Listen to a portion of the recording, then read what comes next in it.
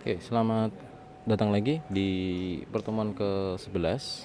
Jadi di video ke-11 ini kita akan membuat sebuah model untuk delete ataupun untuk update. Kemarin kita sudah sebelumnya kita sudah bikin sebuah searching. Jadi searching ini nanti kita bisa manfaatkan di tempat yang lain. Nah, jadi untuk bikin sebuah update, contohnya ini ya. Nah, ini masih ada bukan bug, tapi ketidakefisienan. Jadi searching yang kemarin saya bikin tidak berfungsi di sini.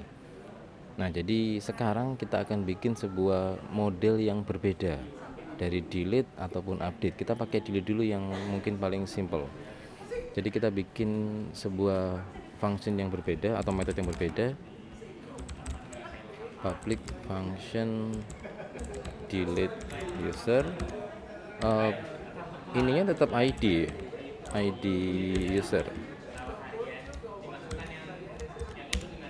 Nah, dari sini kita nggak perlu for each karena diandai-andaikan data yang ID di sini itu sudah sudah masuk.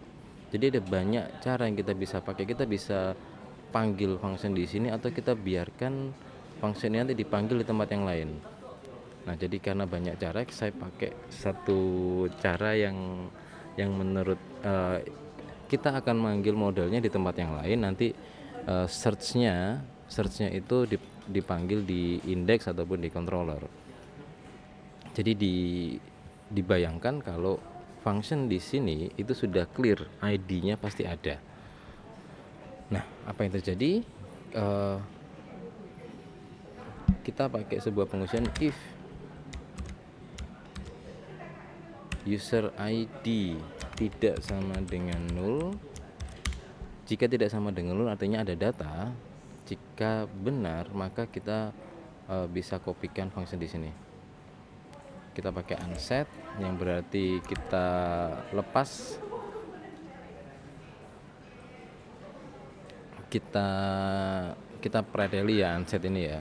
Jadi yang awalnya di set kita jadi unset. Untuk ini bukan role, tapi di sini kita ganti dengan user. Key-nya kita ganti ini. Kita harus mencari key-nya terlebih dahulu. Key-nya ada di sini. Nah, ini kita ganti aja.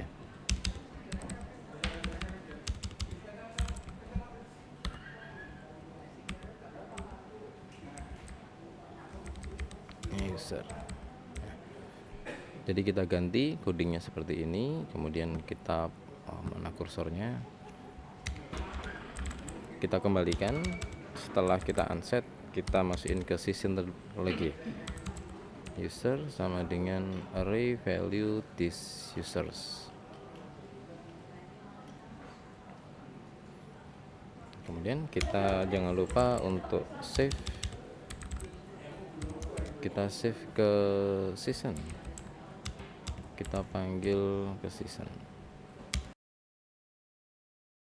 True. Berarti kalau ketemu kita kasih return true. Berarti kalau di sini kita bisa kasih return false. Ini nanti kita uji habis ini. Oke, setelah kita bikin, setelah ini sudah benar ya. Jadi kita ganti. Boleh dihapus, boleh enggak. Saya hapus saja biar nanti enggak terlalu banyak tampilan. Saya ingin mendelete satu function, satu data yang pertama saya delete. Jadi object user model, kemudian delete user. Nah, ini user ID, padahal yang saya request di function itu adalah sebuah object user. Maka kita perlu merubah dari ID, kita rubah ke object. Itu kita bisa pakai kayak tadi user lokal. Saya tulis gini, user dengan variabelnya sifatnya lokal. User variabel lokal sama dengan user model get user by ID. Nah, ini kita ganti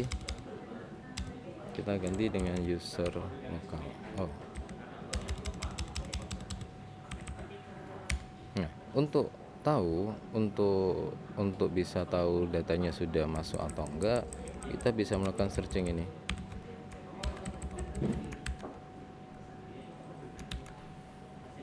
Kita running.